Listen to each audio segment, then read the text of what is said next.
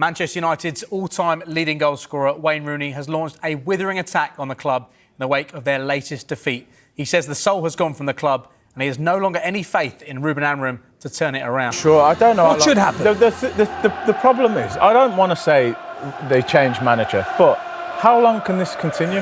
How long can a club the size of Manchester United put up with performances like the one today? To answer this question on whether he should be given more time, and actually 46% still say yes, he should. The pressure on Amorim has increased following the 3-1 loss at Brentford, their third defeat in the opening 6 Premier League games of the season. Incredibly, United are yet to win consecutive league games since Amorim was appointed almost a year ago. Speaking on his BBC podcast, he said, "It's just not good enough. From the manager, from the coaches, from the players, what is going on at Manchester United? I don't recognise the whole football club. I don't see players fighting. I don't see character. I don't see the desire to win. I don't see ability. I don't see match winners. I go to a game expecting us to lose or maybe pick up a point. There are players that don't deserve to wear that shirt. This is not acceptable, what is going on. I'm not seeing anything which is giving me any confidence. There needs to be big changes. Manager, players, whatever that is. Whatever it takes to get Manchester United back. There has to be a message of where this club is going. At the minute, we're all sitting there waiting for it to crumble. The culture of that football club has gone. I see it on a daily basis. I see staff losing jobs, people walking out of jobs. I've got 2 kids at that football club. I really hope this doesn't affect what they're doing. What I'm seeing at that football club is not Manchester United. I honestly hope he can turn it around, and he does. But after everything I've seen, honestly, I've got no faith in it." Wayne Rooney, not the only former United captain to speak out this weekend. I felt yesterday for the first time, just through instinct, watching it on the television, seeing players' faces, seeing players' body language, that there might be an element of players really doubting the system and what's going on. Ruben Amorim's had a pre-season. He's had a week now in between each of his games nearly, or most of the weeks, because Manchester United aren't in Europe. Yet the performances are as poor as ever.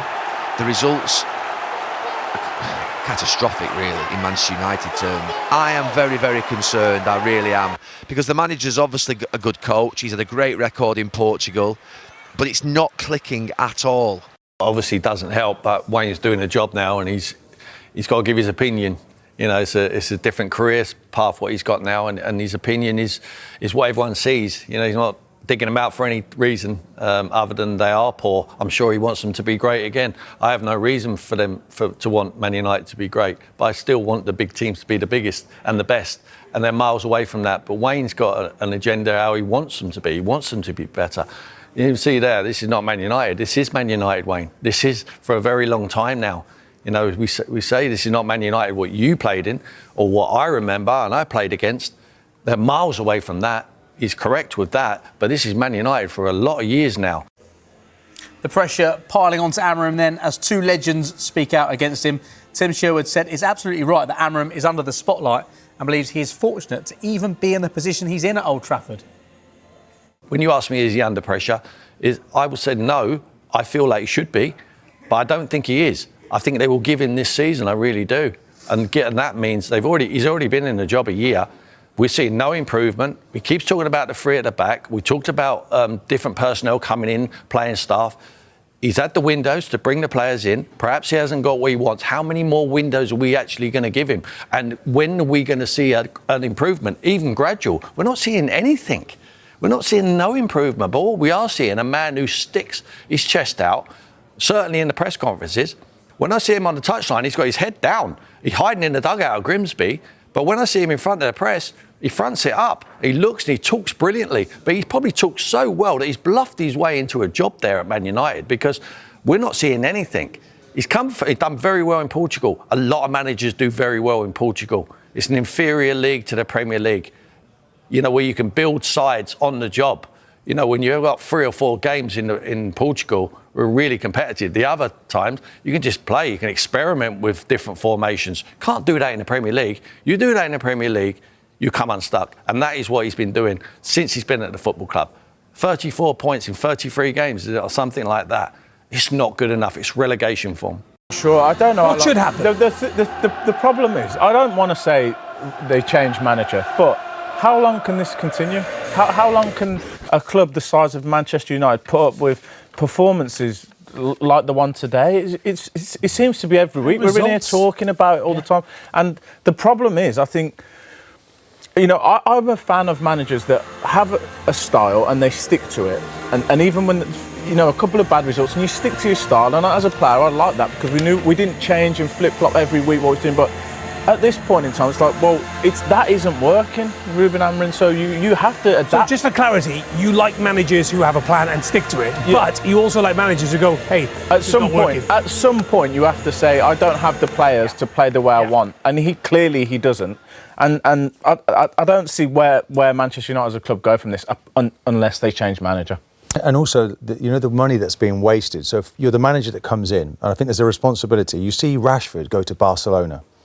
I'm the manager, and he performs like that at another club. I'm hurt by that. Why could I not bring out that ability in him? Why have we have to shove him over to Barcelona? I want that at my club. It seems anyone had any real creativity can actually, okay, there's problems with all these players. You know, Sancho was allowed to leave before. Anyone with any real ability, sorry, you don't fit into my structure. But if the structure isn't well understood and isn't well carried out, then it just all falls down. And at the moment, they just don't look good enough. The calibre of the player, the system they're playing. You then look at it and say, well, if he's only got a win percentage which is 1% more than Graham Potter, who's just been sacked, how is he still in the job? But they want to go long term. They don't want to keep sacking managers. We're on our 9th manager now. That's the only reason he's still there. If he was 12 months after Sir Alex Ferguson, this had been done weeks ago. But we go again, you know. But I don't know. It might be that he actually steps away for the job himself. And there's been rumours that that's been offered up. So let's see how this pans out in the next few days. Well, they've got Sunderland next week, and then it's the international break. Does he last until the international break, or maybe even after that, when there's a bit of thinking time at the club? Well, listen, you don't know in today's football, but the sensible thing to do would be to give him the Sunderland game and then evaluate it after that. But even if he wins, let's say he scrapes through the Sunderland game and they win 2-1 or something, for example, does that really change things for them? Well, they're only on 7 points. Do you know what? The style that he and out of the EFL Cup. The style that he sets up his team is very similar to Crystal Palace. A back three, 2 wing backs, a kind of box midfield and a number 9. And they've nailed it. And for some reason, this Manchester United team, those players cannot get their head around what he wants. Is it mentality, Martin? Do you look at those players and think to yourselves, right, they have just not got a strong mentality at all, a winning mentality? It comes down to tuition. You know, like I've got to get this message across to the players. Some players are visual learners, some players I have to keep repeating, but ultimately it's not working on the pitch and I'm going to be held responsible for that. It simply isn't working. This guy's a young man, he's 39 years of age. I don't know if the pedigree is really there.